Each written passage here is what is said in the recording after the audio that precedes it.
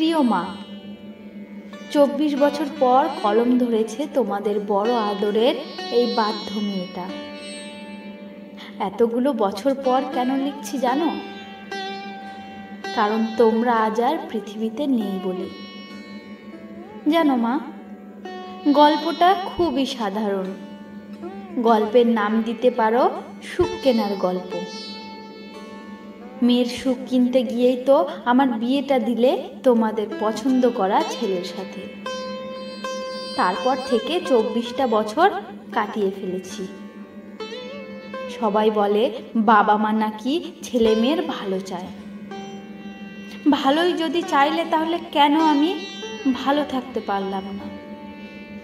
মেয়ের বিয়ে দিয়ে তোমরা কিন্তু ভালো ছিলে, যেমনটি চেয়েছিলে ঠিক তেমনই। পয়সাওয়ালা, সৎ, চরিত্রবান একটা ছেলে, একদম তোমাদের মনের মতো। বিয়েটা হলো আমার, অথচ আমার মতে নয়। জানো মা, আমি এই 24 বছর ধরে সেজে আছি এই সংসারে। তোমাদের কথা রেখেছি, তোমাদের সম্মান বজায় রাখতে পেরেছি। তাই তো দারুণভাবে অভিনয় করেও যাচ্ছি। অভিনয় করে যাচ্ছি তোমাদের সৎ চরিত্রবান জামাইয়ের সাথে। একটুও বুঝতে দেইনি, তোমরাও বুঝতে পারোনি। ছোটবেলার কথা খুব মনে পড়ে মা। আমার মন খারাপ থাকলে, শরীর অসুস্থ হলে, মিথ্যে কথা বললে তুমি ঠিক ধরে ফেলতে। তুমি বলতে মায়েদের কাছে মিথ্যে বলা যায় না। মায়ের মন সব বুঝতে পারে। মেয়ের মনের কথা মা বুঝতে পারবে না, তা হয় নাকি? দেখলাম তুমিও বাবার মতোই গো ধরে বসে থাকলে। সেদিনের কথা ভাবলে চোখে জল আসে। যন্ত্রণাটা বুকের মধ্যে দলা পাকিয়ে ওঠে আজও। আমাকে ঘরের মধ্যে আটকে রাখলে। আমার ভালোবাসার মানুষটাকে বাড়িতে ডেকে ভীষণভাবে অপমান করলে। আমি আড়াল থেকে স্পষ্ট শুনতে পাচ্ছিলাম তোমাদের কথাগুলো। তুমি ওকে বলছিলে ও তোমাকে ভালোবাসে না, ওর সাথে কোনো রকম যোগাযোগ রেখো না। আমার মেয়ের বিয়ে ঠিক হয়ে গেছে। ওকে যদি সত্যি ভালোবাসো তাহলে ওর জীবন থেকে সরে গিয়ে প্রমাণ করে দিও তুমি সত্যি ওকে ভালোবাসো। আমি শুনেও সেদিন কিছু করতে পারিনি। এক প্রকার জোর করেই বাধ্য হয়ে বিয়েটা করে নিলাম। আমাকে নিরুপায় করে দিয়েছিলে, হাত মুখ বেঁধে দিয়েছিলে। বললে মেয়ে হয়ে বাবা মায়ের মরণ দেখতে চাস? আমার বুকে পাথর চাপিয়ে দিলে। আমি আমার ভালোবাসার মানুষকে বিয়ে করলে তোমরা সুইসাইড করে নেবে। যতদিন বাঁচবো ততদিন ওই দোষীর ভাগীদার হয়েই আমাকে নাকি বাঁচতে হবে। জানো মা, আমাকে সবাই বলে ভাগ্যবতী। তোমাদের মতো বাবা মা পেয়েছি, অমন একটা সংসার পেয়েছি, ভালো মানুষ বর পেয়েছি। আমার আর কি চাই? ছোটবেলায় তোমাদের থেকে যা চেয়েছি তাই দিয়েছ, কোনো আবদার না করনি। যখন ভালোবাসার মানুষটার কথা বললাম, বললে তোর অন্যায় আবদার তোর বাবা মেনে নেবে না।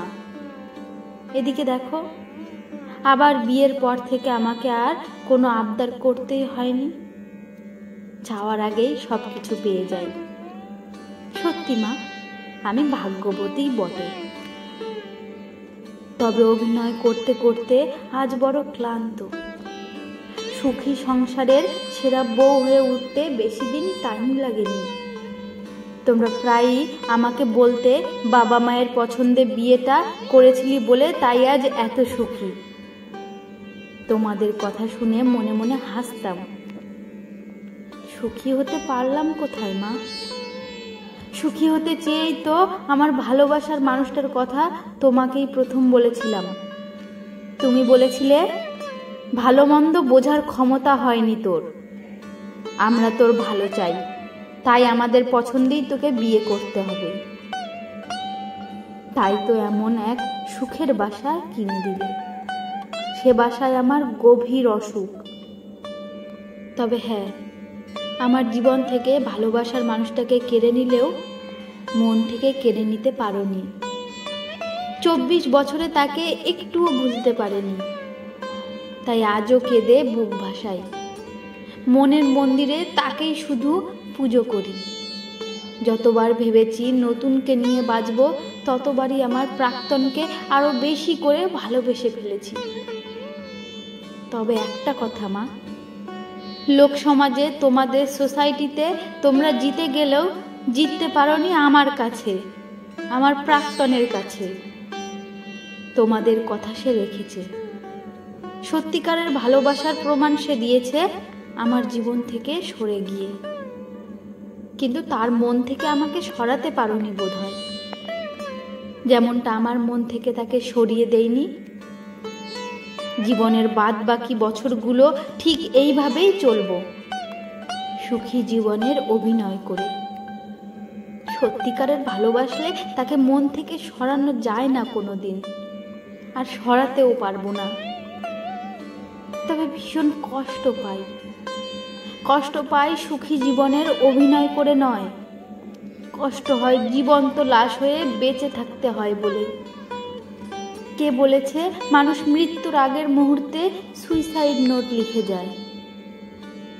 আমার মতো কত অভাগিনী আছে যারা মরে গিয়ে বেঁচে যেতে পারেনি, বরং বেঁচে থেকে কবেই সে মরে গেছে।